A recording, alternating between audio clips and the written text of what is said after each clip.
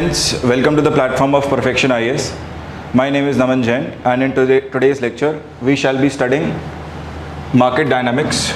So guys, हमने अभी तक के अपने basics के videos में we have covered under basics of economy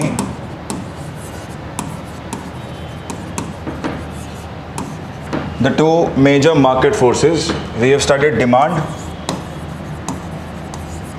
and elasticity, price elasticity of demand.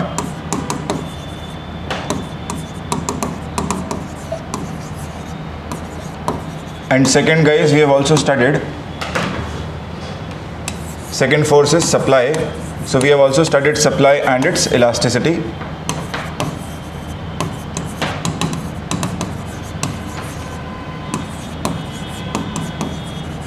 Now the only thing that is left for us is to bring these two market forces together and basically let them interact in the market and basically see what is going to be the net resultant.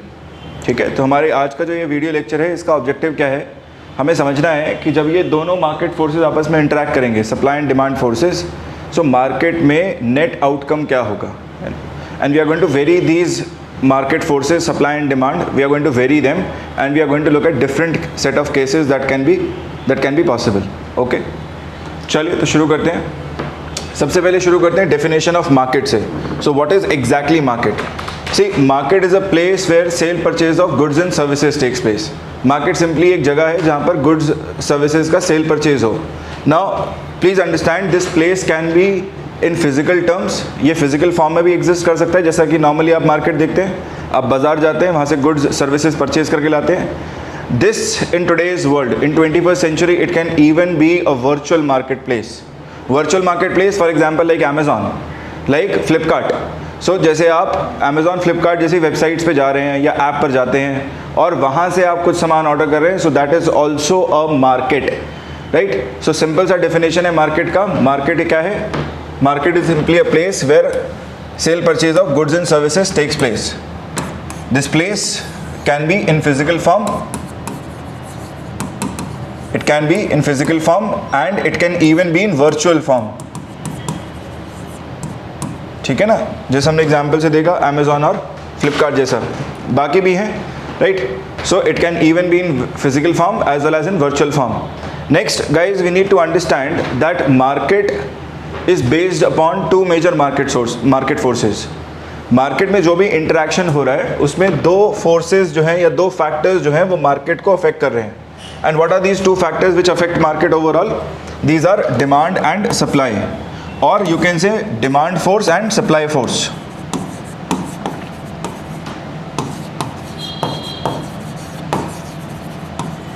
So if I have to write down market function, अगर मैं market function लिखने की कोशिश करूं, function simply हम लिखना चाह रहे हैं y is equal to F X के फॉर्म में. So my market of any commodity x will be a function of demand of that commodity as well as supply of that commodity x. ठीक है, सो इस form में हम simply market function को लिख सकते हैं. Okay, next let's try and understand what are the major market laws. ठीक है, सो मार्केट में कौन से लॉज प्रिवेल करते हैं, और याद रखिए मार्केट लॉज जब हम पढ़ रहे हैं, market laws will simply define the relationship between these two market forces. Okay, so we have two prominent market laws. Market laws simply relation, defining the relation between demand and supply, and this relationship has been explained by two major economists. So market law has been given by two major economists. पहले हैं जेबी से, जिन्होंने दिया says law. ठीक है, जेबी से, और दूसरे हैं जॉन मेनार्ड कीन्स, जिन्होंने दिया Keynes law of market, right. So first we have Say's law, and the second one that we have is called as Keynes law of market. Keynes law of market. Now what does Say's law of market say, right? Says के law क्या कहता है market के respect में, कैसे define करता है इन दोनों फोर्सेस को. So Say's law simply says that supply in itself will create its own demand. Supply क्या करता है, किसी भी कमोडिटी का सप्लाई अपने आप में डिमांड को जनित करेगा, डिमांड को अपने आप it is going to create demand for itself, right. So इनका कहना ये है कि पहले सप्लाई आएगा and then it is going to create its own demand. Whereas when you look at Keynes law of market, so Keynes law of market बिल्कुल opposite बात कहता है। कीन्स कहता है that demand in itself will create its own supply, है ना। सो दो opposite चीज़ें हैं हमारे सामने।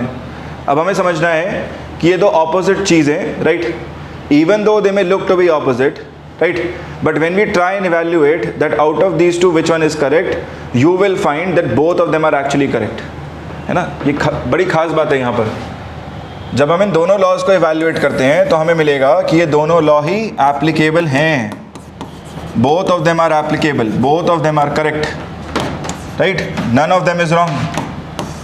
Now how can both of them be right, right? So typically एक सिचुएशन इमेजिन करिए, है ना, इमेजिन करिए एक कंडीशन जहां पर हमारे पास कोई भी कमोडिटी मार्केट में आती है, राइट।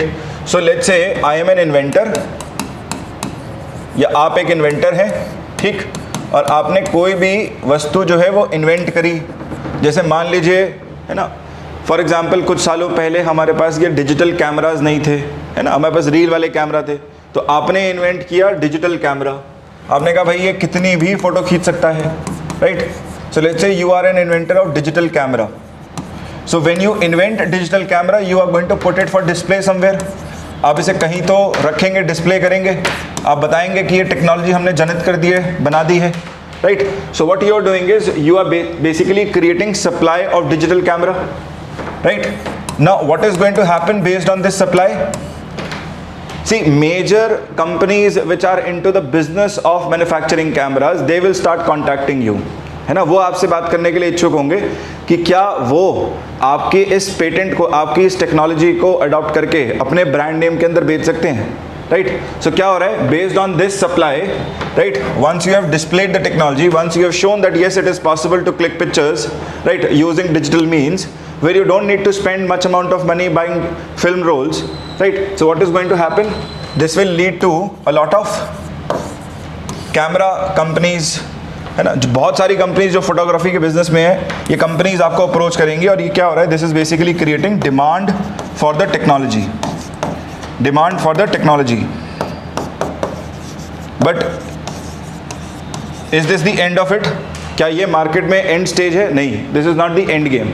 अभी क्या होगा, once all these companies they start manufacturing the commodity, एक बार इन सब ने मैन्युफैक्चर करना शुरू किया तो क्या हो रहा है, right.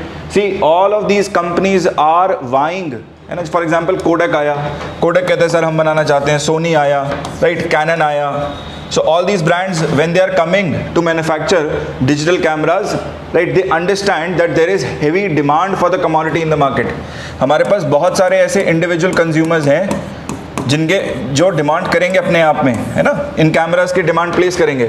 So I have an number of consumer sitting in the market, right, who are demanding this product, and based on this demand what will they do, they will start, these companies they will start supplying the good in the market, ठीक है। सो आप देखिए दो चीज़ें हो रही हैं। पहले स्टेज में जब एक इन्वेंटर ने चीज़ दी, टेक्नोलॉजी दी मार्केट में, so based on supply demand is getting created. So this is where sales law is applicable, sales law is applicable, and when based on market demand these companies they start fulfilling it by bringing out different set of products, है ना। कोई company कहती है कि sir हमारे पास हम आपको 64 GB internal storage के साथ दे रहे हैं, कोई कह रहा है सर हम आपको 8x जूम के साथ दे रहे हैं, कोई कह रहा है कि सर ये फीचर नया है हमारे पास, है ना। सो ये जो मल्टीपल फीचर्स के साथ प्रोडक्ट बना रहे हैं, मतलब सप्लाई दे रहे हैं, ये क्या है, this is based on market demand. So based on demand when supply is created, this is nothing but Keynes law being applicable, Keynes law being applicable, ठीक है ना। Now based on this you can understand that whenever a new product comes in, जब भी कोई नई technology आती है, जब भी कोई नई प्रोडक्ट मार्केट में आती है, उसमें सबसे पहले सप्लाई ही क्रिएट होता है जिसकी बेसिस पे डिमांड देखी जाती है मैन्युफैक्चरर्स के द्वारा। एग्जिस्टिंग जो इंडस्ट्री होगी वो डेफिनेटली कुछ डिमांड क्रिएट करेगी।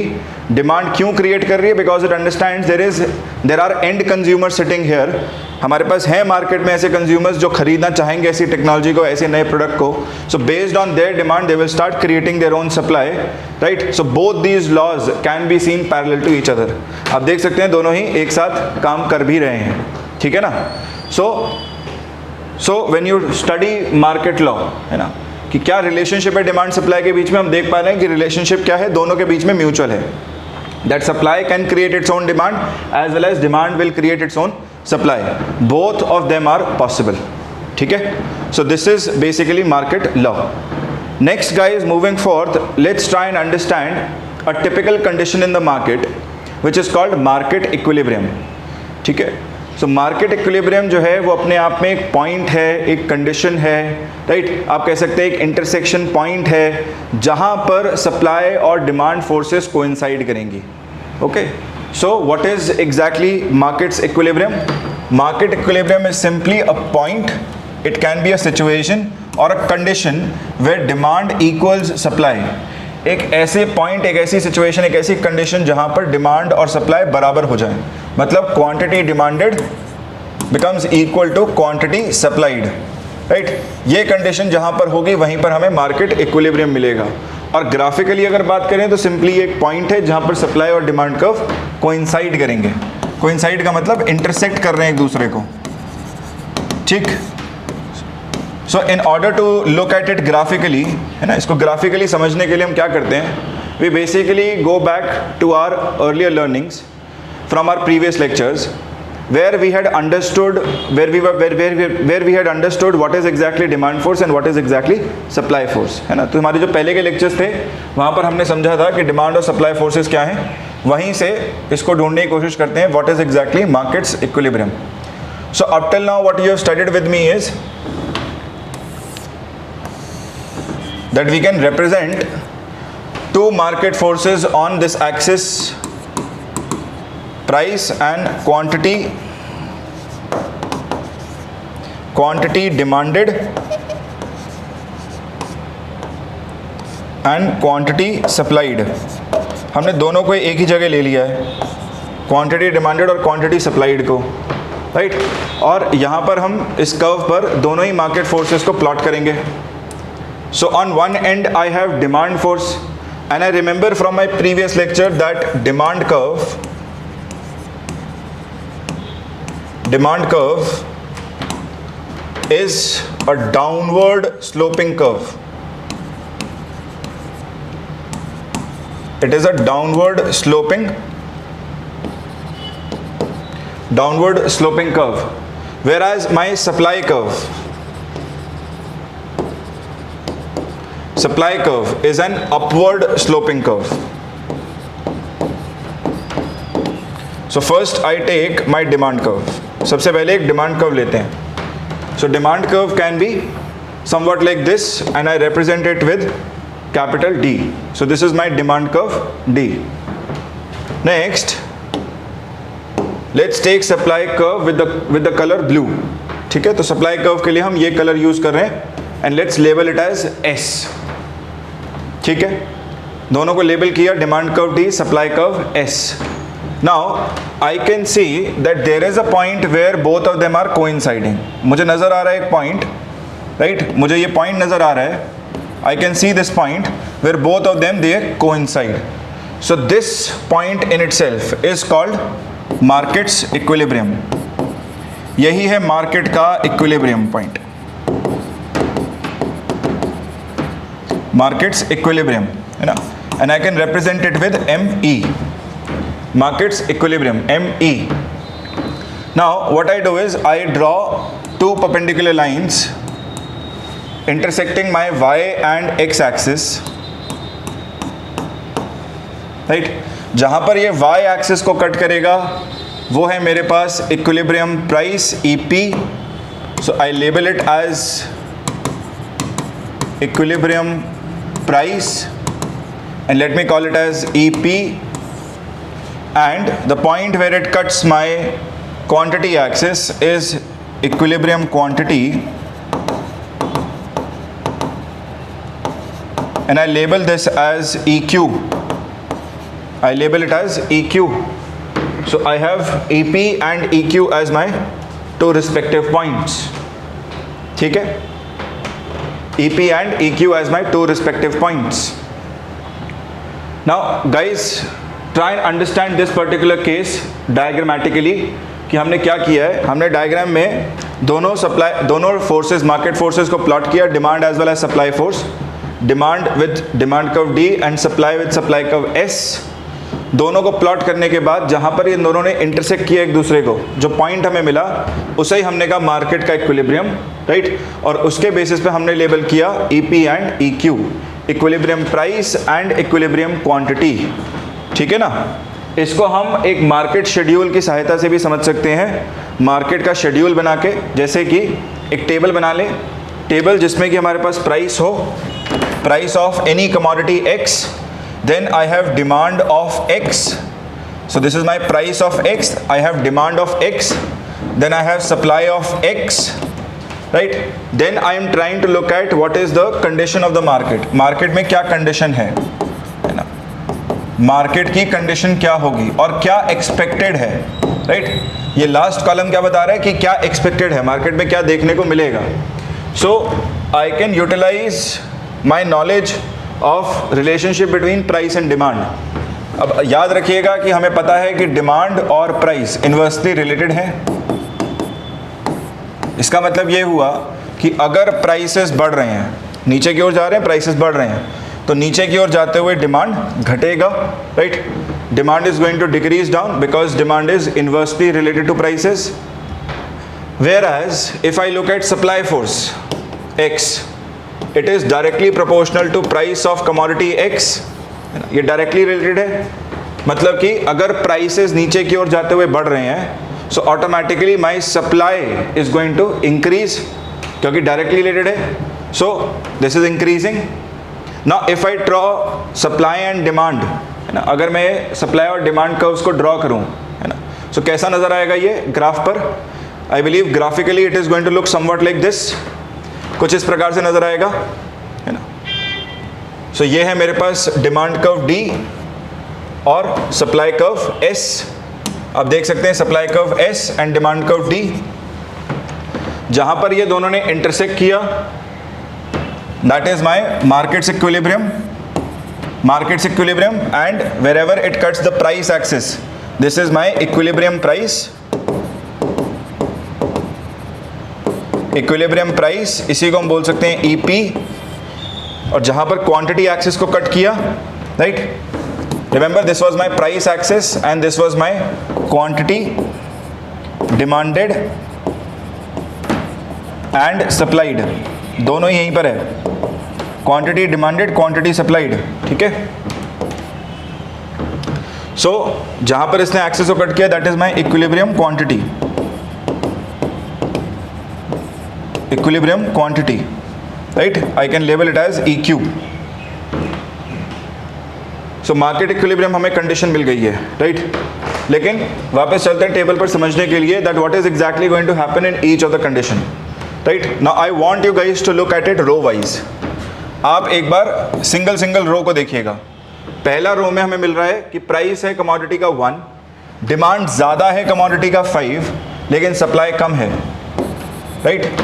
मार्केट में डिमांड कमोडिटी का ज़्यादा है, सप्लाई कमोडिटी का कम है.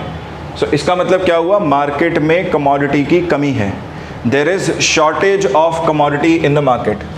So I can say it is nothing typically but a condition of shortage of X या shortage of that commodity. So minus sign ही मुझे बता रहा है कि शॉर्टेज है कमोडिटी का. ठीक है. सेकेंड में भी हमें यही नज़र आ रहा है कि भाई प्राइसेस हैं 2, डिमांड है 4, सप्लाई है 2, राइट. मतलब supply is still less than demand of commodity, thereby I still have a condition of shortage only. यहाँ पर भी शॉर्टेज ही है. और मार्केट में एक्सपेक्टेशन क्या है, हम एक्सपेक्ट क्या करते हैं मार्केट में कि supply is going to expand. So ये जो एक्सपैंड लिखा है, एक्सपैंड का मतलब क्या है यहाँ पर, expand here means that my supply of commodity should expand, expand means it should increase, यहाँ पर भी simply supply should increase, it should expand, ठीक है। So this is my expectation. Now if you look at the last two cases, अब यहाँ देखिए 4 and 5 पे, सो अगर प्राइसेस 4 हैं या 5 हैं, हम देख रहे हैं कि डिमांड कम है 2, 1 respectively, whereas the supply of commodity is higher, 4, 5 नजर आ रहा है, और यहाँ पर हम क्या देख रहे हैं कि अभी भी मिसमैच है, there is mismatch between demand and supply. So इस मिसमैच की कंडीशन में उल्टा नजर आ रहा है, right. I find it is the opposite of earlier scenario. So I have more of goods in the market, market में सप्लाई कमोडिटी का ज़्यादा है ना, डिमांड कम है, ठीक। So I have more of goods, more मतलब अति है, ज़्यादा है, इसे कहते हैं condition of surplus in the market, condition of surplus of X या surplus of commodity in the market, ठीक है। ऐसे में हम एक्सपेक्ट क्या कर रहे हैं, एक्सपेक्ट करेंगे कि सप्लाई कॉन्ट्रैक्ट करे, सप्लाई अपने आप में घटे, सप्लाई कॉन्ट्रैक्ट करे, राइट। सो समझिएगा दोनों ही केसेस में हमें मिसमैच नजर आ रहे हैं, ऊपर के 2 केस और नीचे के 2 केस। ऊपर के केसेस में हम एक्सपेक्ट कर रहे हैं सप्लाई बढ़े, नीचे के 2 केसेस में सप्लाई घटे, किधर की ओर जा रहा है, राइट।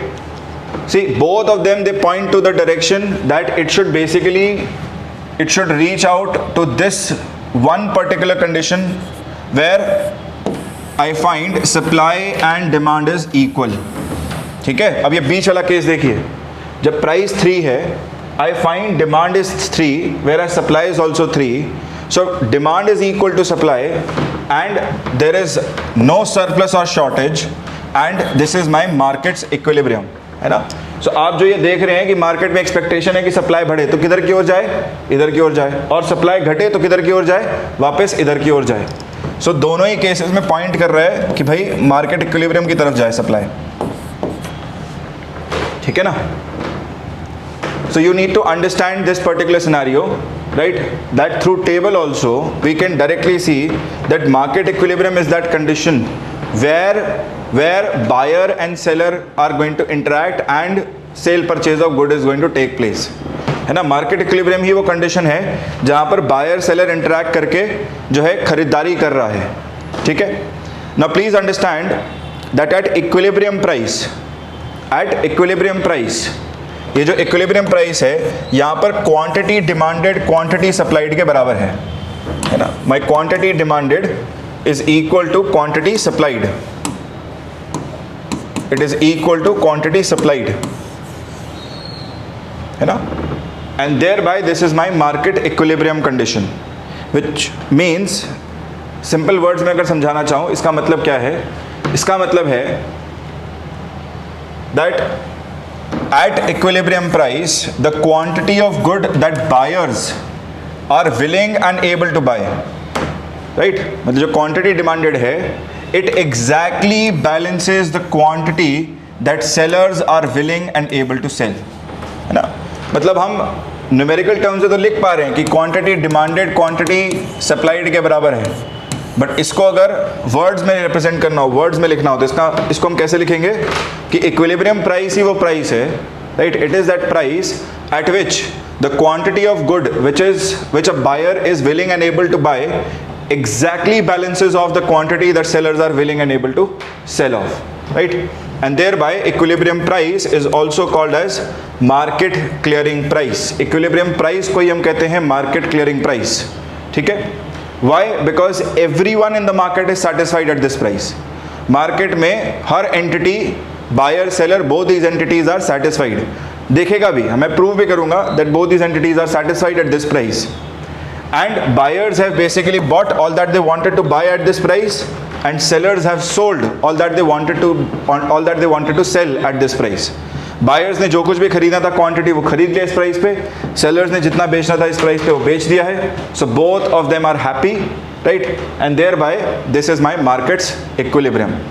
आप न्यूमेरिकली भी नंबर्स के टर्म में भी देख सकते हैं यहाँ पर कि अगर यहाँ पर शॉर्टेज है कमोडिटी का, right, if I have a case of shortage here, Whenever I have case of shortage, जब भी मार्केट में गुड्स कम नजर आएंगी, है ना, मान लीजिए आप गए बाजार, आप कुछ सामान गुड्स सर्विसेज परचेज करना चाह रहे हैं और मार्केट में नहीं मिल रहा, शॉर्टेज है, तो ऐसे में कंज्यूमर अनहैप्पी होता है। सो ये कंडीशन शॉर्टेजेस की क्या रिप्रेजेंट करती है? It represents that consumer is unhappy, consumer is unhappy. ठीक है, और ये दो कंडीशंस जो हैं ये क्या रिप्रेजेंट करती हैं? Both these conditions represents that my producer is unhappy. Producer is unhappy. Why is producer unhappy here? Simple सा फंडा कि भाई उसने गुड्स सप्लाई तो कर दी मार्केट में लेकिन डिमांड ही नहीं आ रही है, so my producer is going to be unhappy. So market equilibrium is the only condition where both of them are happy, both of them are satisfied in the market. So guys, next let's try and see, let me try and prove it to you that it is my market equilibrium only where both producer and consumer is satisfied. है ना, जो मैं कह रहा था उस बात को ज़रा प्रूव करने की कोशिश करते हैं कि कंज्यूमर और प्रोड्यूसर इस पॉइंट पर सेटिस्फाइड हैं. So let me take this condition, right, इसी ग्राफ को यूज़ करते हैं. Now on this graph I randomly choose 2 points. मैं randomly कोई भी 2 points choose कर रहा हूँ. So let's say I choose this particular point A, है ना, A को मैंने choose किया और A से मैंने सीधा एक रेखा खींची to cut down my demand and supply curves. एक लाइन स्ट्रेट खींची है मैंने parallel to X axis so that it cuts demand as well as supply curves. Now wherever it cuts down demand and supply I simply bring them down, है ना. मैं इसको नीचे लेके आता हूँ. अब ये क्या दे रहा है मुझे? ये दे रहा है क्वांटिटी, है ना, क्वांटिटी दे रहा है कुछ ये. सो क्वांटिटी में let me label it as capital X, ठीक, और जहाँ पर ये इंटरसेक्ट कर रहा है let me label it as let's say capital Y. So I label it as capital Y. Okay. Let me remove this equilibrium price and equilibrium quantity so that there is more space left.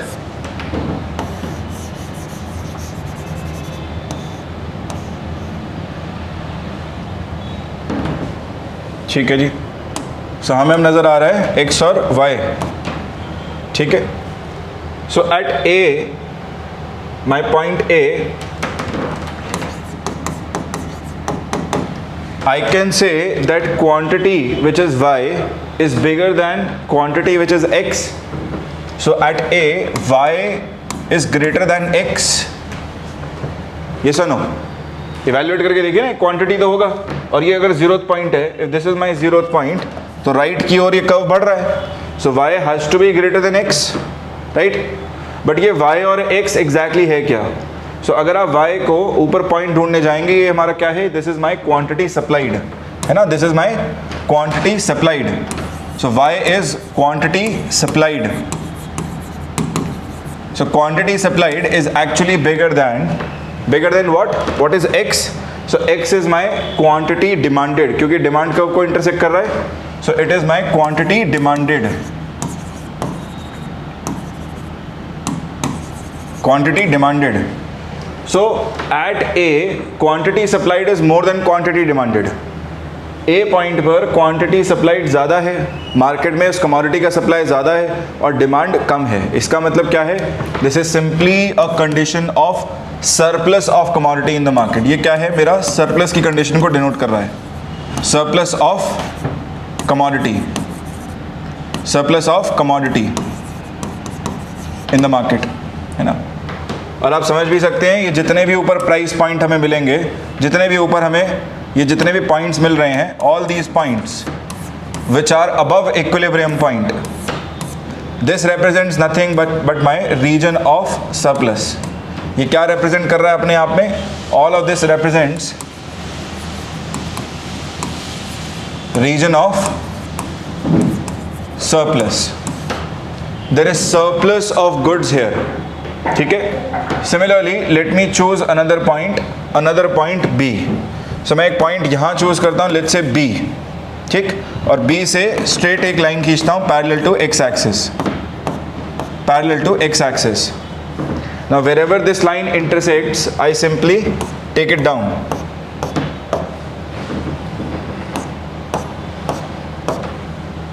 ठीक है. पहले point को हम label करते हैं let's say as W और second point को label करते हैं हम as V, capital V. So I can say that at B I can say V is greater than W. V is greater than W, है ना। फिर वही simple logic, ये ओरिजिन पॉइंट है तो इधर की तरफ मेरा जो है स्केल बढ़ रहा है, so V has to be greater than W. But what is exactly V and W? V now is my quantity demanded. V है मेरा क्वांटिटी डिमांडेड और W क्या है? W is my quantity supplied. W is quantity supplied, right? So quantity demanded is more than quantity supplied. ये क्या बता रहा है आपको? This tells you that there is shortage of commodity in the market.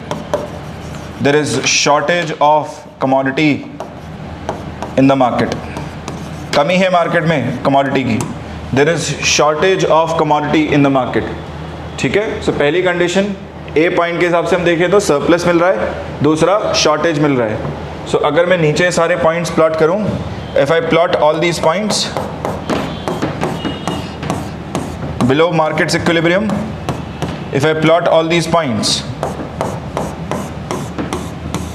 ठीक है, what does it tell me? That this is nothing but my region of shortage of commodity, region of shortage of commodity. ठीक है ना. और आपको समझ में आई गया एक बात कि जब भी सरप्लस होगा कमोडिटी का, whenever there is too much of commodity in the market, who is unhappy? My producer और seller is going to be unhappy here. So my producer और सेलर इज अनहैप्पी हियर. वो खुश नहीं होगा, है ना, discontent होगा, बोलेगा भैया मैंने तो सप्लाई किया लेकिन गुड्स बिक नहीं पाए. और जब भी शॉर्टेज होगा कमोडिटी का, माई बायर और consumer is going to be unhappy. So shortage of commodity के केस में, है ना, शॉर्टेज के केस में बायर और consumer will be unhappy. thereby there is, I believe, only one point on this curve which is my market equilibrium, right, which is my market equilibrium where both of them are satisfied. केवल एक ही point है पूरे curve पे, right, market equilibrium, जहाँ पर दोनों ही entity satisfied हैं, content हैं, गुड्स ट्रांजैक्ट हो गई हैं, बायर ने खरीद ली और सेलर ने बेच दी हैं. ठीक है ना. thereby we can say that this is the market clearing price and this is a price where both of them are happy enough. Okay, now do a simple exercise, try and think about it. एक simple सा फंडा सोचेगा दिमाग में कि क्या ये supply और डिमांड फोर्सेस ऐसे ही रहेंगे, right. See what I am trying to ask you in simple words is, I want you to ponder upon this question that my question to you is this condition of market equilibrium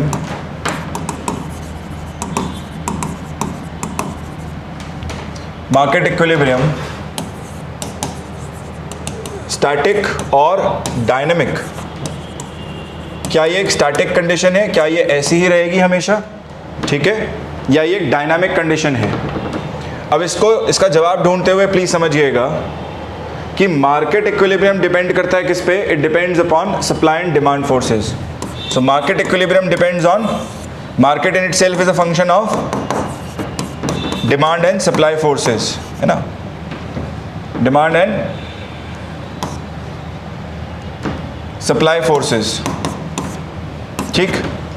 so market equilibrium इन दोनों पर आधारित है और हमने देखा है lectures में पहले कि demand function and supply function, both of them have their own factors which can change them, which can very them, right. आपने पढ़ा था मेरे साथ कि डिमांड जो है वो अपने आप में प्राइस ऑफ कमोडिटी एक्स पर निर्भर करता है, वो डिपेंड करता है on other factors like price of related good, it depends on income of the consumer, it depends upon other factors also, है ना. सो हमने यहाँ फैक्टर्स पढ़े थे. सिमिलरली यहाँ पर भी सप्लाई में भी हमने पढ़ा था price of commodity X, price of related good, फिर हमने पढ़ा था state of technology, government policies, objective of firm, so on and so forth, right. So जब ये फैक्टर्स पे डिपेंडेंट हैं, when supply and demand in itself is dependent upon different factors, don't you think they can vary? बिल्कुल बदल सकता है ये, this can vary out, this is going to change, yes. So as demand and supply force is going to vary, automatically market condition will also change, which means market equilibrium will not remain static, it will be dynamic, it will keep changing, it will keep changing. ठीक है ना भाई, समझिए simple सा फंडा ये है कि अगर मार्केट कंडीशन स्टैटिक होती तो गुड्स के प्राइसेस वही रहते, हिलते नहीं, है कि नहीं, कुछ चेंज नहीं आता। बट हम देखते हैं कि मार्केट में लगातार प्राइसेस बदलते रहते हैं, चेंज होते रहते हैं, राइट। आप किसी फ्रूट सेलर पर सुबह जाएंगे ख़रीदने के लिए, आपने एप्पल का प्राइस पूछा, वो कहेगा एप्पल है सर 300 रुपीज़ के जी, है ना। आप शाम को जाएंगे, शाम को वो कहेगा 150 रुपीज़ पर के जी, है ना। तो चेंज क्यों आ रहा है, किस लिए आ रहा है, वो सब डिमांड और सप्लाई की वजह से आ रहा है। So as demand supply keeps changing, automatically market conditions will also keep changing, thereby market equilibrium will keep shifting, and as market equilibrium shifts, as market equilibrium changes, right, my conditions in the market with respect to equilibrium price, equilibrium quantity, they will also keep changing. ठीक है, अब समझिए क्या क्या हो सकता है possible. So overall अगर हम देखें तो डिमांड में 3 चेंजेस पॉसिबल हैं। डिमांड या तो बढ़ सकता है, इट कैन इंक्रीज, और इट कैन डिक्रीज, और it may remain the same, this is possible. Second condition क्या हो सकती है, सेकेंड कंडीशन पॉसिबल ये है हमारे पास with respect to supply, second parameter being supply. So supply can also have 3 set of changes. Supply can either increase, और it can decrease, और it can remain the same, है ना। So overall हमारे पास 2 variables, हमारे पास 2 variables की 3 states हो सकती हैं। सो 2 to the power 3, इसका मतलब टोटल हमारे पास 8 केसेस निकल के आएंगे ना। In total I will have 8 cases where demand and supply will keep changing. ठीक है, क्या है ये 8 cases? So I have an entire table to show you. ये है टेबल जहाँ पर आप देख सकते हैं 8 केसेस हमारे पास हैं। एक स्पेशल केस आता है, केस नंबर 9, उसके बारे में भी बात करूंगा मैं। But these are the prominent 8 cases where supply and demand will keep shifting, will keep changing, and accordingly equilibrium price and equilibrium quantity will also keep changing, right?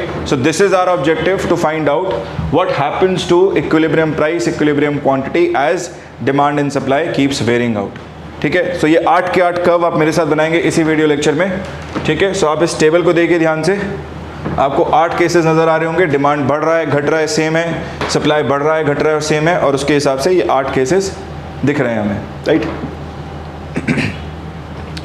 अब इसमें हम क्या करेंगे, we are going to pick each case 1 by 1 and we'll try and draw the curve for it. ठीक है, so we'll try and draw the curve for each of the case.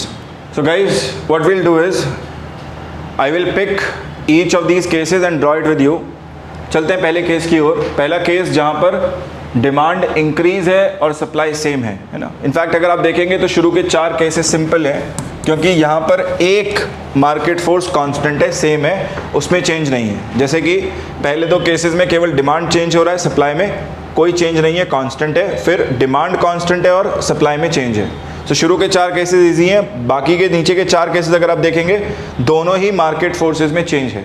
ठीक है, objective क्या है कि हमें पहले ओरिजिनल मार्केट इक्विलिब्रियम निकालना है, उसके हिसाब से इक्विलिब्रियम प्राइस, इक्विलिब्रियम क्वांटिटी देखना है, और फिर ये कंडीशन प्लग इन करनी है to see exactly how does equilibrium price और equilibrium quantity changes. Okay, let's begin with case number 1। Case number 1 से शुरुआत करते हैं कि डिमांड जो है वो बढ़ रही है और सप्लाई जो है वो सेम है, right. So demand increases, supply remains same. अब जो बातें हमें पता है सबसे पहले वो करेंगे, right. So I know that I can have 2 axes here as price and quantity. So मैंने y को लिया प्राइस, ठीक, इसको लिया मैंने quantity, demanded quantity supplied, quantity demanded quantity supplied, ठीक, and then I draw my 2 curves as demand and supply. मैंने ये 2 कर्व्स बनाए, राइट। एक को लेबल किया डिमांड कर्व D, दूसरे को लेबल किया supply curve S, supply curve S, और उसी के अकॉर्डिंग मुझे कंडीशन मिला मार्केट इक्विलिब्रियम का, right, which is let's say this point. So this is my market equilibrium ME, market equilibrium ME। उसके corresponding equilibrium price EP equilibrium price and equilibrium quantity EQ, equilibrium price and equilibrium quantity EQ, ठीक है, इतना में conditions हमें मिल गया है. Now our job is to actually plug in this particular condition. ठीक है, हमें क्या करना है, मार्केट में इस कंडीशन को प्लग इन करना है जिसमें कह रहा है कि डिमांड जो है वो इंक्रीज करेगा. अब आप मेरा जो है इनिशियल लेक्चर रिकॉल करिए बेसिक्स ऑफ इकोनॉमी का, राइट, कि डिमांड इंक्रीज का मतलब क्या है. Whenever demand increases, demand increase का मतलब ये बात कर रहा है क्वांटिटी डिमांडेड की, QD की, और QD जब भी बढ़ता है, क्वांटिटी डिमांडेड जब बढ़ता है, my demand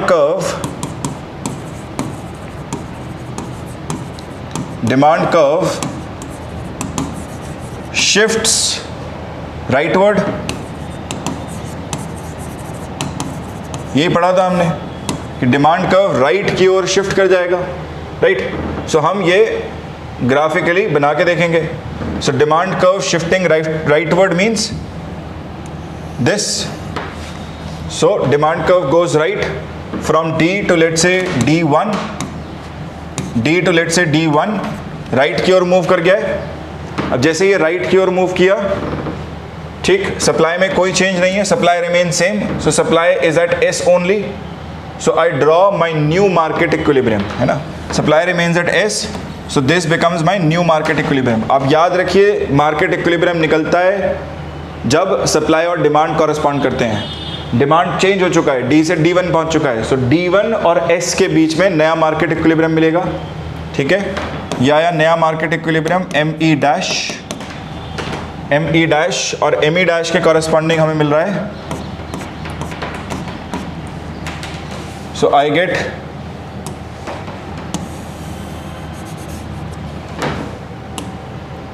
correspondingly I get this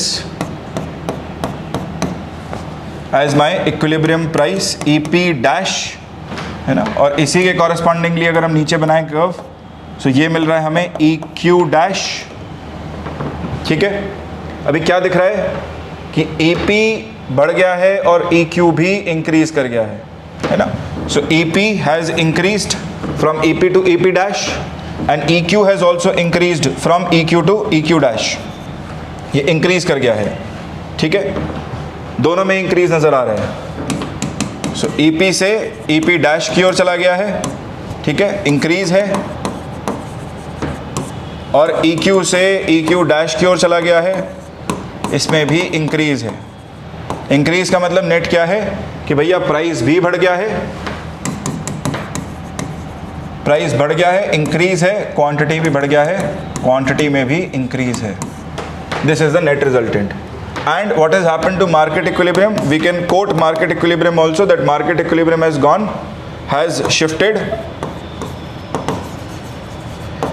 shifted right and upward. Right and upward. ठीक है, राइट और अपवर्ड की तरफ मूव कर गया है. अच्छा, ये कंडीशन अगर आप एग्जाम्पल के थ्रू देखने जाएं तो भी ट्रू है ना. समझिएगा कि मार्केट में कोई वस्तु बिक रही है, कोई सेवा बिक रही है, ठीक, अचानक से डिमांड बढ़ जाए उसकी, है ना. अचानक से किसी वस्तु की डिमांड बढ़ गई, so there is lot of demand of that commodity in the market, है ना. जैसे for example before Covid only people working in health care sector were wearing masks, right. Doctors nurses पहनते थे ना मास्क, या patient को देखने जाते थे तो लोग मास्क पहनते थे. बट कोविड के टाइम पीरियड पर क्योंकि डिजीज़ जो है वो कम्युनिकेट कर सकती है from one person to the other, it can be transmitted, thereby it was advised for the common man to wear masks. So आपने क्या देखा, अचानक से मांग बढ़ गई मास्क्स की, सैनिटाइजर्स की. सो अगर अचानक से मांग बढ़ जाए, डिमांड बढ़ जाए, सप्लाई क्या रहे, सेम रहे, क्या होता है, प्राइस बढ़ता है, क्वांटिटी सप्लाइड बढ़ती है, जिसकी वजह से नेट क्वांटिटी मार्केट में बढ़ती है ना. सो हमें बिल्कुल एग्जैक्टली वही कंडीशन देखने को मिल रही है. सो हमारे पास एग्जाम्पल के थ्रू भी हमारे पास जो कंडीशन मिल रही है और ग्राफिकली जो हमें कंडीशन मिल रही है, दे आर द सेम, है ना. Which means we can say that graphically we are getting the correct result. So ये हमारे पास केस नंबर 1, राइट. इसी के कॉरेस्पॉन्डिंगली आप बना सकते हैं case number 2 where demand overall decreases.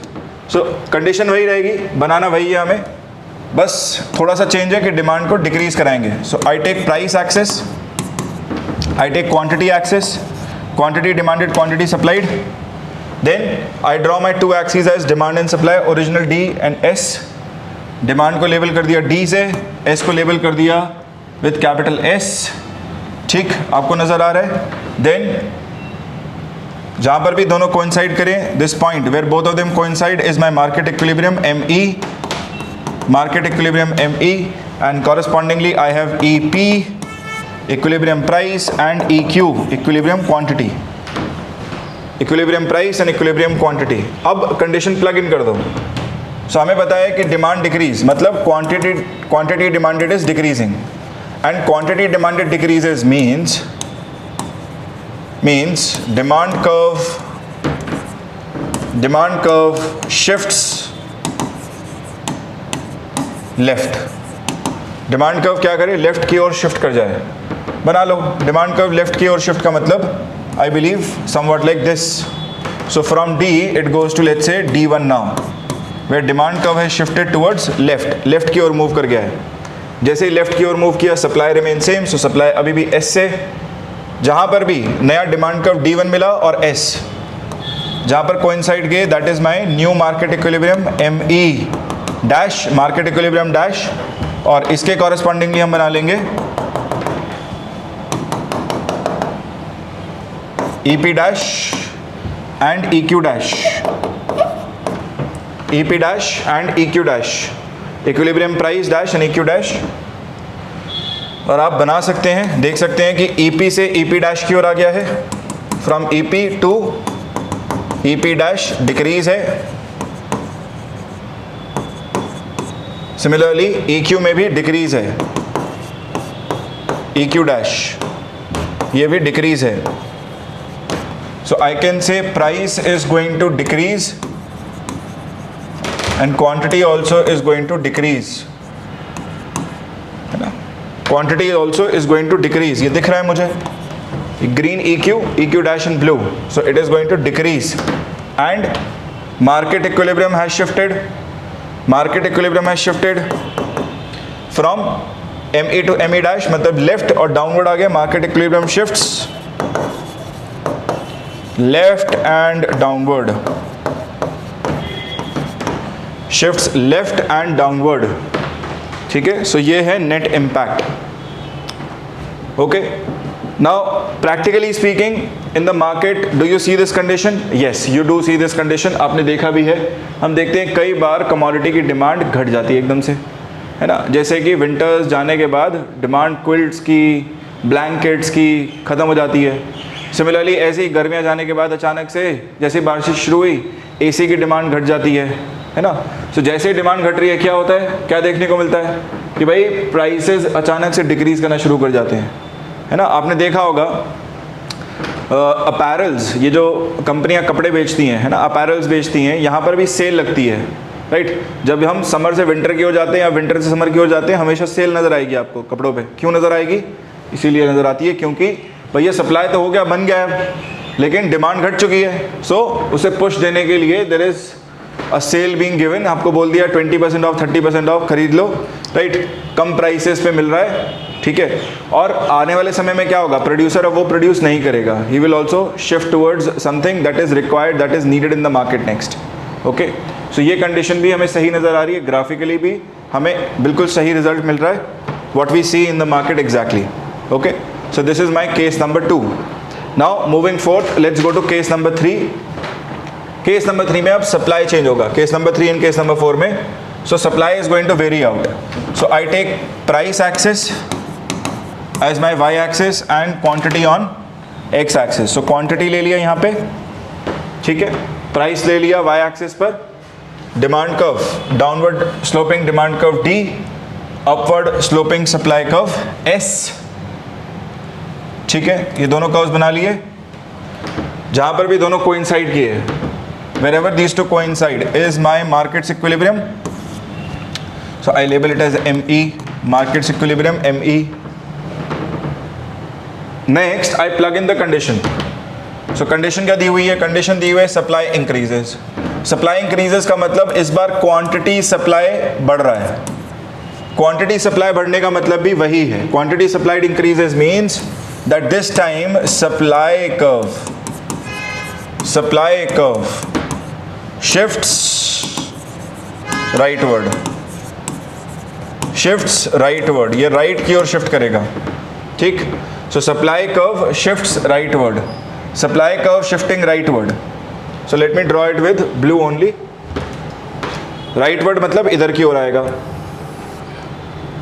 So let's say this is my S1, ये था ओरिजिनल S से S1 की ओर मूव कर गया है, from S to S1, right. So as supply curve moves I get new market equilibrium now, मुझे मिलेगा एक नया मार्केट इक्विलिब्रियम, ठीक है, by wherever S1 and D coincide, क्योंकि डिमांड सेम है। So wherever S1 and D coincide I get my new market equilibrium. So I draw a point, मैं इसे नीचे मिला देता हूं,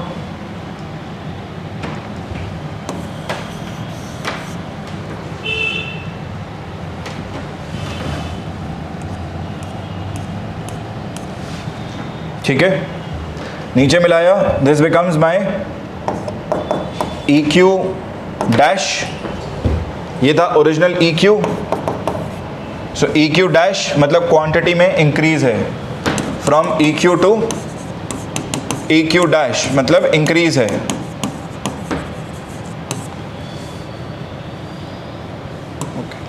EQ डैश। और प्राइस एक्सिस पर मिलाएं तो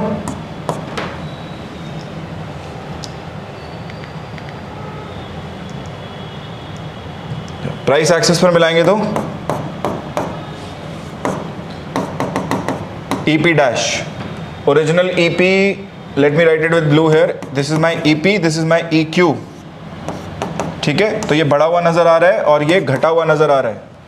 सो equilibrium price has decreased to EP dash, इसमें डिक्रीज है। सो रिजल्टेंट हमें मिल चुका है।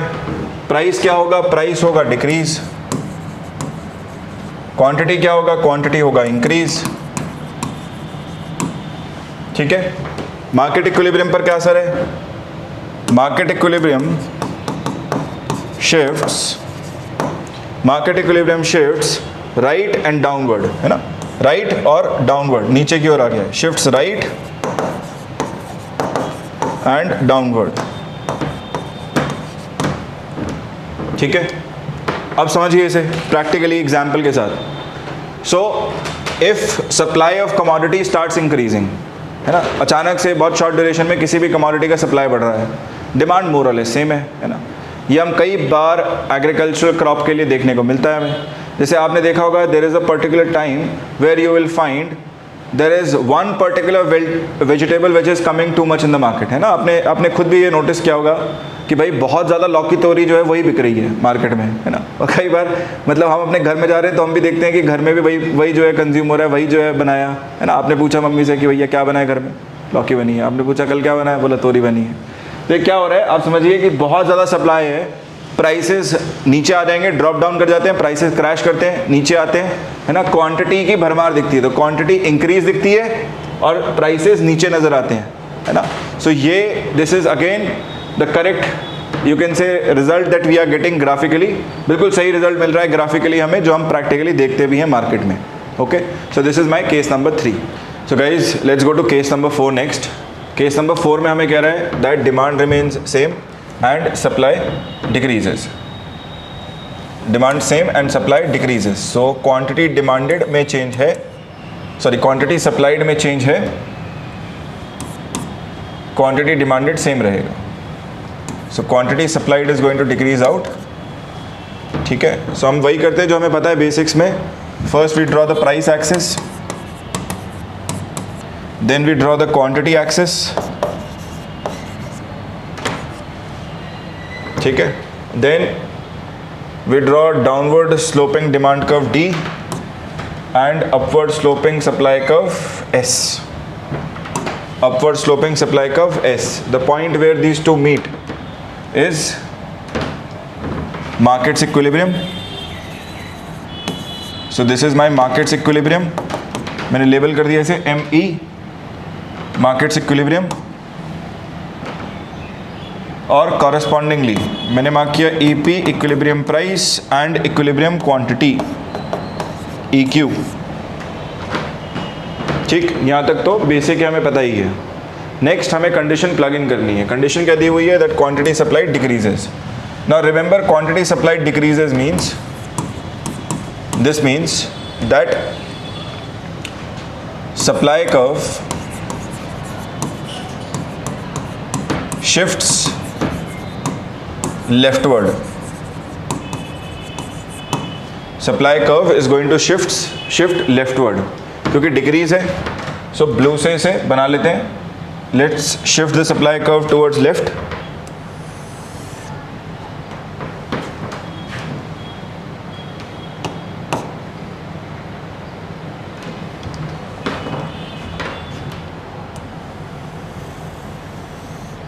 So this is my supply curve shifting towards left from S to let's say S1, ठीक है ना? And the point where S1 and demand curve D meets is my new market equilibrium ME dash. This is my new market equilibrium ME dash. ठीक है? Let me label it with blue instead of green.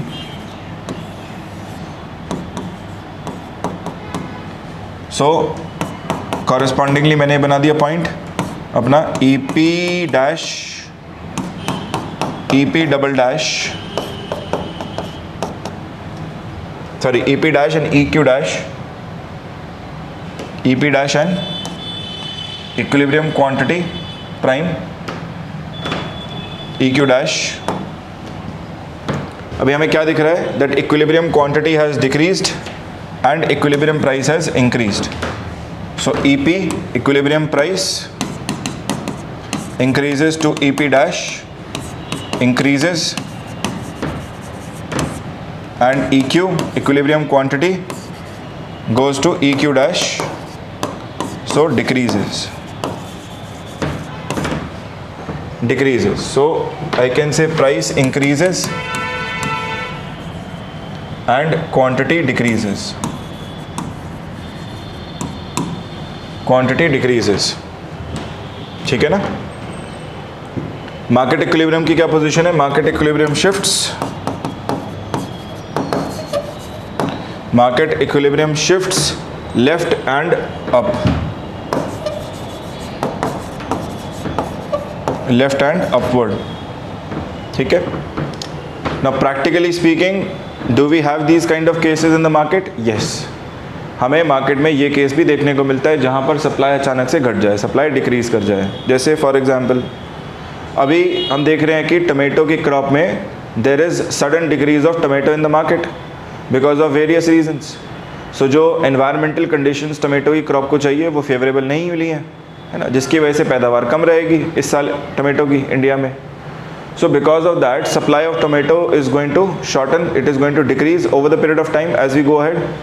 And because of that, we have started to witness, हम आज भी ये देख रहे हैं कि prices जो हैं वो बढ़ रहे हैं टमेटो के। In some cities it is touching 80, 90, 100 even per kg, and overall quantity coming in the market of tomato it is decreasing. So बिल्कुल सही हमें accurate result मिल रहा है ना? जो practically हम देख रहे हैं बिल्कुल वैसे ही हमें result भी मिल रहा है। सेकेंड हम एग्जाम्पल एक और देख सकते हैं। 2021 कोविड के टाइम पीरियड पर आपने सुना था कि अक्यूट शॉर्टेज हुआ था चिपसेट्स का। सो इलेक्ट्रॉनिक्स में यूज़ होता है चिपसेट्स। सो जहाँ पर भी जिस भी इंडस्ट्री में इलेक्ट्रॉनिक्स का यूज़ है, जहाँ पर भी वो यूज़ होता है वहाँ उस इंडस्ट्री में प्रॉब्लम्स देखी गई। जैसे for example automobile industry. So automobile industry में we use a lot of electronic components, chipsets for the automobile.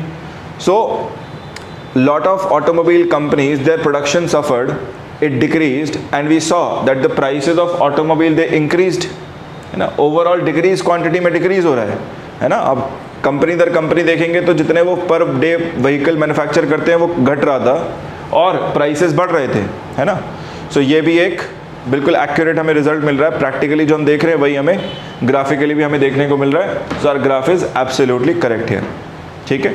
सो ये हुआ हमारे पास case number 4। Okay guys, let's go to next case, case number 5।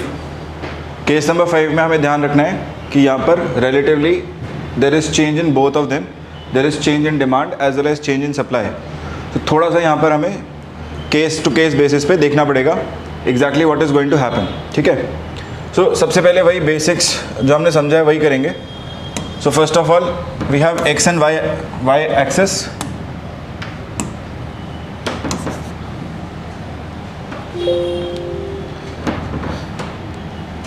सो हमने वही एक्स एंड वाई एक्सेस को mark किया as price and quantity, ठीक है। Then we draw the two curves, downward sloping demand curve D and upward sloping supply curve S. दोनों curves mark किए। Next, wherever these two curves meet is my market's equilibrium.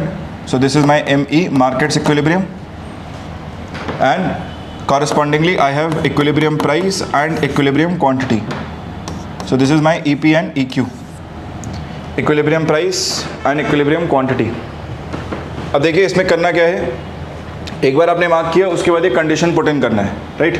So condition हमें दी गई है that demand increases, so quantity demanded increases. This means that demand curve shifts rightward. Similarly, कह रहे quantity supply increases, so quantity supplied also increases, which means supply curve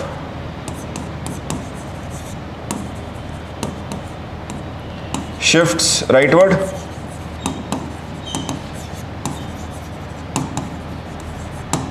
तो supply curve भी right की ओर shift कर गया। So first let's change the demand curve. So demand curve हमने ले लिया, लेट्स से दिस, ये राइट की ओर शिफ्ट किया and this is my new demand curve D1, this is my new demand curve D1, ठीक है। और ये है मेरे पास change in demand, let me represent it with delta D, change in demand delta D। Now guys the challenge in these cases 5, 6, 7, 8, all these cases now, the challenge is going to be that both of them are going to change out. Supply demand दोनों में ही change देखने को मिलेगा। और दूसरी बड़ी बात ये है कि हमें exact change नहीं बता रखा है। They haven't told us how much is the demand increasing and how much is the supply increasing. They have just said that supply is increasing and demand is increasing. So जब तक ये clarity नहीं है ना, हमें दोनों ही possibilities को test out करना पड़ेगा। क्या दो possibilities, ध्यान से देखिएगा। First possibility can be that my increase in supply is less than increase in demand. This is my first possibility. Second possibility is that increase in supply is more than increase in demand. है ना, दोनों ही increase के case हैं, लेकिन relative terms में ये दोनों ही possible हैं, ठीक है। सो पहला मैं लूंगा change in supply to be less than change in demand. Now I know this is my change in demand, so I need to take it less than delta D. Let me take it with blue colour. So मैंने पहला लिया change in supply as this, so ये broken line से represent किया और let's say इसको हमने label कर दिया S1 और ये है हमारे पास original supply curve S and my supply curve है शिफ्टेड टुवर्ड्स राइट की ओर मूव कर गया है और ये है मेरे पास change in supply delta S, ठीक है। क्लैरिटी के लिए इसको लेबल कर देते हैं एज डेल्टा S1, जहाँ पर डेल्टा S1 कम है, it is smaller as delta D, ठीक है ना। फिर second change in supply, let me take the second change in supply to be this, ठीक है। सो ये राइट की ओर अभी भी मूव कर गया है। ये है हमारे पास supply curve S2, supply curve S2 and this is my delta S2। So इसको मैंने लेबल कर दिया एज डेल्टा S2। अब ये बता रहा है that change in supply now is more than change in demand. Now correspondingly as these curves coincide we have new market equilibrium. Two market equilibriums हमें मिल रहे हैं यहाँ पे। क्या क्या है दो नए मार्केट इक्विलिब्रियम? पहला मिल रहा है with intersection of S1 and D1, वो ये रहा। सो दिस इज ME डैश, ये है EP dash correspondingly and this is my EQ dash, EQ dash, ठीक है। सो यहां पर मैं देख पा रहा हूं that market equilibrium shifts market equilibrium shifts right and upward, shifts right and upward. Secondly, equilibrium price has increased, so मैंने यहाँ लिख दिया EP increases, equilibrium price increases and equilibrium quantity is also increasing, so EQ also increases. Second देखते हैं, second equilibrium कहाँ पर मिल रहा है. So second market equilibrium is with coincidence of S2 and D1. It is this S2 and D1. सो वो ये मिल रहा है हमें. इसको हमने लेबल कर दिया as ME double dash, ME double dash. अब ME डबल डैश और ME में देखिए, so ME right and downward. So market equilibrium shifts right and downward, right and downward. And what about equilibrium price? So I believe this is my equilibrium price EP double dash. अब ये घटा है, साथ ही साथ equilibrium quantity देखिए, this is EQ double dash, ये बढ़ा है, this is increased. So equilibrium price decreases in this case and equilibrium quantity increases in this case. सो हमें कुछ कॉमन भी मिल रहा है ना. कॉमन क्या है कि भाई दोनों ही सिचुएशन में इक्विलिब्रियम क्वांटिटी इज इंक्रीजिंग, है ना. सो इक्विलिब्रियम क्वांटिटी के लिए हम यूनिफॉर्म कह सकते हैं that equilibrium quantity increases. But can you say the same about equilibrium price? The answer is no. Why? Because in one case EP increases, in the second case EP decreases. So ये क्या है? This is indeterminate, this is indeterminate. और guys समझिएगा funda क्या है इसका, है ना. ये सिंपल सा लॉजिक ये है कि भाई इंक्रीज इन डिमांड और इंक्रीज इन सप्लाई सेम अगर हो जाए, है ना, this increases by 5, this increases by 5 units, then price will come out to be constant. But is it truly constant? क्या ये पूर्ण रूप से कांस्टेंट है ना, जब डिमांड और सप्लाई में इंक्रीज हो रहा है? The answer is no. Only in the case when increase in supply, increase in demand is equal, then price will come out to be equal, price will come out to be the same. Otherwise these two possibilities arise, है ना. तो ये कुछ ऐसा है कि भाई पहले प्राइस बढ़ा, फिर घटा. ठीक है, कि पहले प्राइस बढ़ा और फिर घटना शुरू हो गया, और वहां पर एक पॉसिबिलिटी आ रही है जहां पर हमें सेम मिल जाए, है ना. उस कंडीशन में, उस पॉसिबिलिटी में ये हमें कंडीशन नजर आएगी. सो हम कह सकते हैं कि प्राइस जो है वो इनडिटर्मिनेट है, unless and until you tell us how much is the increase और how much is the increase in demand and how much is the increase in supply. Otherwise right, अगर ये हमें एग्जैक्ट केस बता दे तो हम बता सकते हैं कि अगर इंक्रीज इन सप्लाई कम है इंक्रीज इन डिमांड से तो फर्स्ट पॉसिबिलिटी है, लेकिन अगर इंक्रीज इन सप्लाई ज़्यादा है इंक्रीज इन डिमांड से तो ये सेकंड पॉसिबिलिटी है जहाँ पे मार्केट इक्विलिब्रियम हमें डबल प्राइम के रूप में नजर आ रहा है. अब प्रैक्टिकली इसे समझिएगा केस को, है ना, कि क्या दर्शा रहा है. Practically speaking right, we have seen cases where there is increase in supply and increase in demand. जैसे कोविड टाइम की बात करें, सो इनिशियल दौर में क्या हुआ, इनिशियल दौर में मास्क और सैनिटाइजर की डिमांड आई. अब एक महीने बाद, है ना, बहुत सारी कंपनियां मास्क और सैनिटाइजर बनाने आई हैं, बट फिर भी सप्लाई में बढ़ोतरी बहुत ज़्यादा नहीं है. Increase in supply is at a lesser rate compare to increase in demand, है ना. सो हमें इनिशियली ये वाली कंडीशन में मिल रही है जहाँ पर प्राइसेस अभी भी बढ़ रहे हैं, इक्विलिब्रियम क्वांटिटी बढ़ रही है, मतलब मार्केट में क्वांटिटी का नंबर बढ़ ही रहा है. फिर देखिए ग्रेजुअली ऐसे जैसे टाइम इंक्रीज करेगा, 6 महीने 7 महीने 8 महीने down the line, 8 months down the line, we have more number of companies producing much more number of sanitisers and mask. So automatically prices now start to stabilize and they start to decrease thereby, and overall quantity is still increasing, है ना. So ये एक particular case हमें बिल्कुल fit नजर आ रहा है, दोनों ही केसेस पे दिख रहा है हमें, है ना. इनिशियली ये कंडीशन दिखेगी पहले वाली, फिर सेकंड में ये कंडीशन दिखेगी, और thereby I can deduce and say that yes my curve is correct. याद रखिएगा जब दोनों में इंक्रीज हो तो इस प्रकार से कर्व बनेगा जहां पर आप दोनों ही एंड पर चेक करेंगे, है ना, दोनों में ही चेंजेस लेके चेक करना पड़ेगा, otherwise you will not get a consistent result. अगर मैं केवल एक ही बनाता, है ना, जैसे पहले बना रहा था एक ही चेंज दिखा रहा था, अगर मैं एक ही चेंज दिखाऊंगा तो मुझे एक ही रिजल्ट मिलेगा जिससे मैं गलत डिड्यूस कर दूंगा. जैसे मैं यहाँ लिख देता प्राइसेस मेरे इंक्रीज कर गए, but is it increasing uniformly? No. I also have cases where prices have decreased.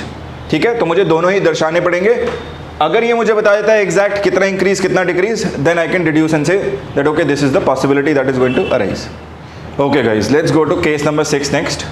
Case 6 में आप देखिए ध्यान से कि डिमांड सप्लाई दोनों में ही चेंज है, where demand is increasing but supply is decreasing now. So we do what we know, right.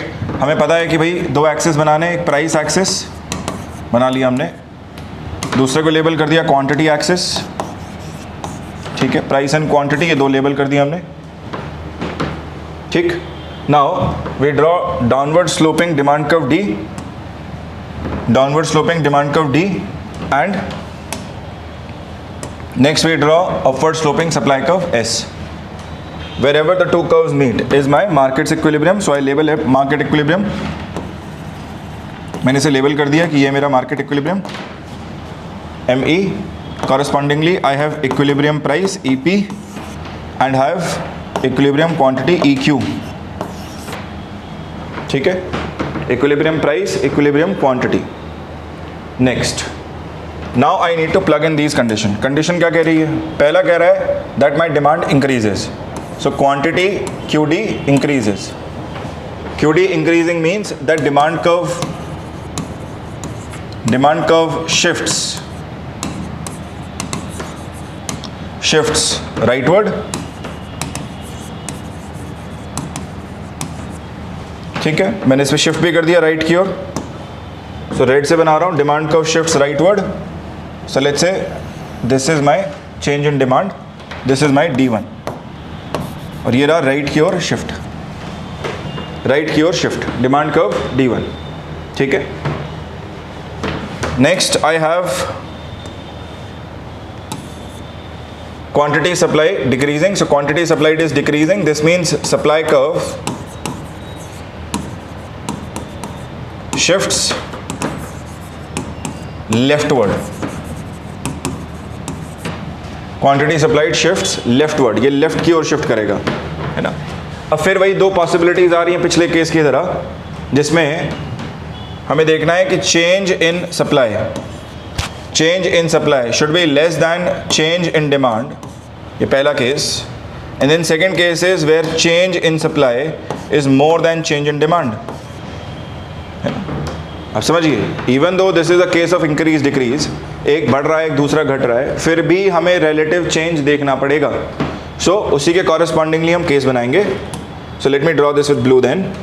So I take the first case मेरे को क्या मिल रहा है कि change in supply is less than change in demand. Now this is my delta D, है ना.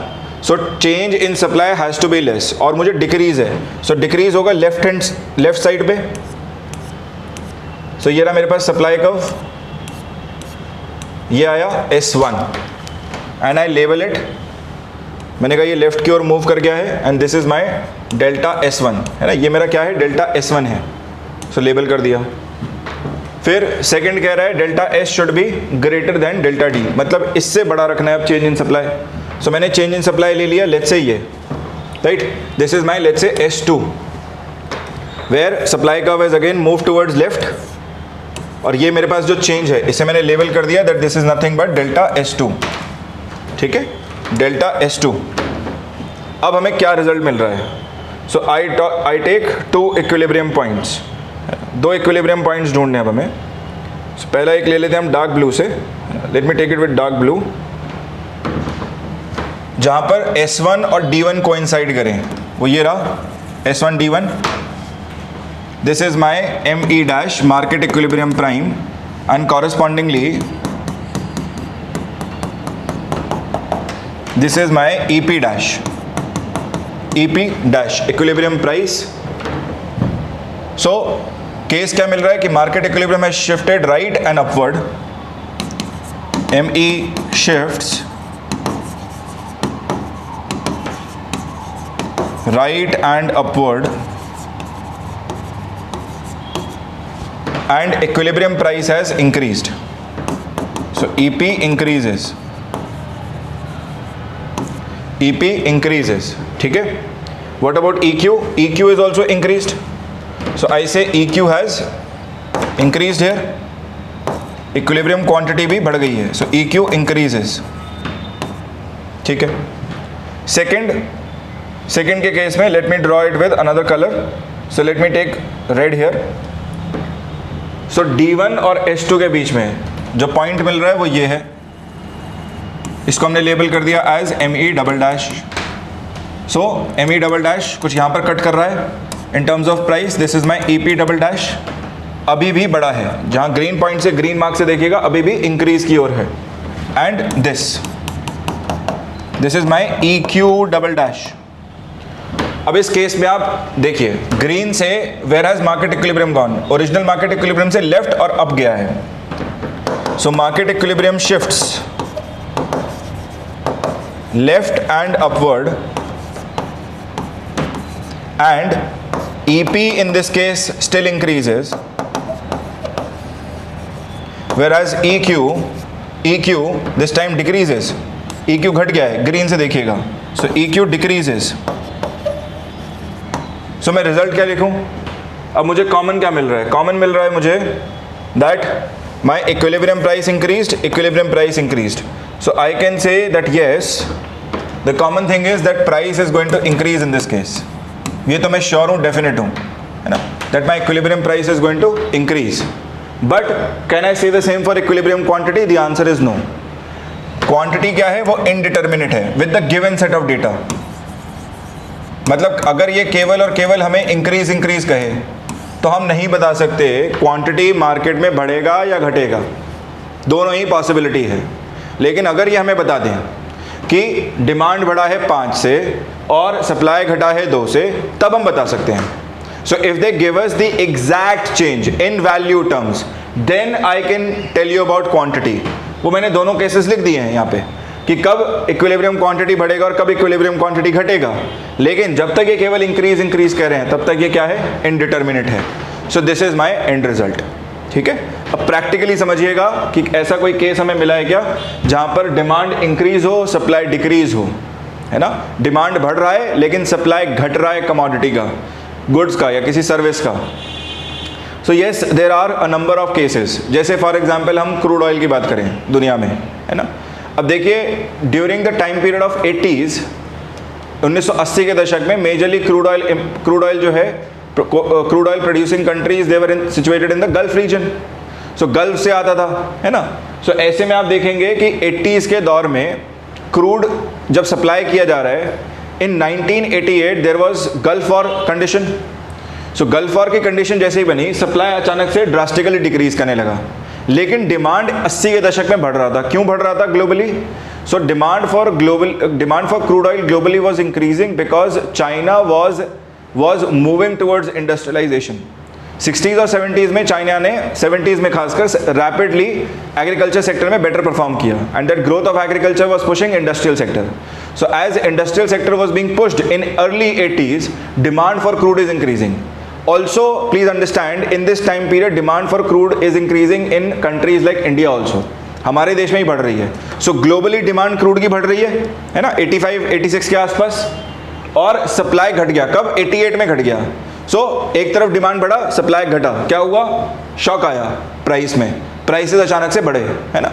आपने देखा भी, याद भी होगा कि इंडिया को इंपोर्ट करने के लिए भी इंडिया के पास फॉरेक्स नहीं था. क्यों नहीं था? क्योंकि एक रीजन ये भी था कि क्रूड के प्राइसेस बहुत ज़्यादा तेजी से बढ़ गए थे.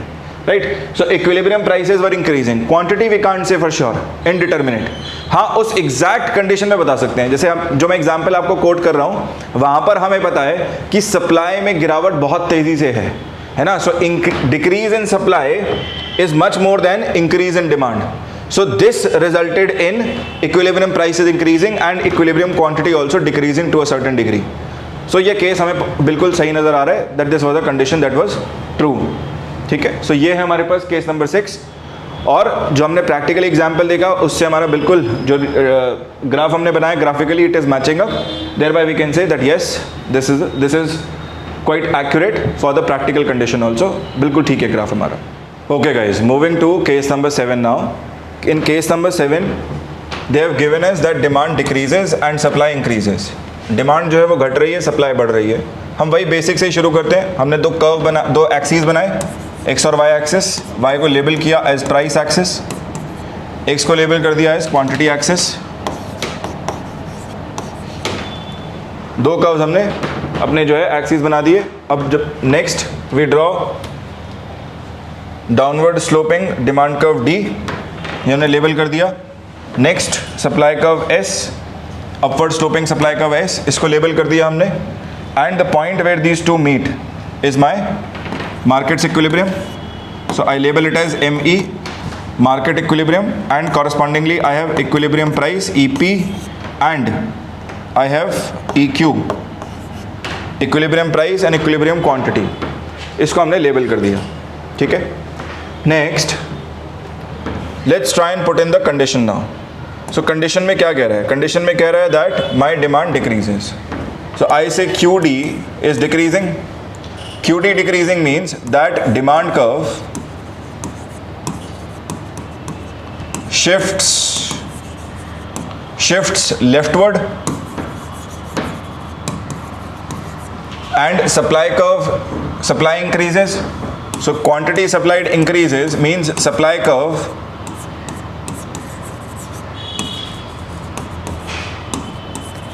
shifts राइटवर्ड, ठीक। पहले डिमांड कर्व को शिफ्ट कराते हैं, let's take it with red. So कह रहा है डिमांड को डिक्रीज करो, लेफ्ट की ओर शिफ्ट करो। सो मैंने ये बना दिया है ना, that my demand curve is move towards left.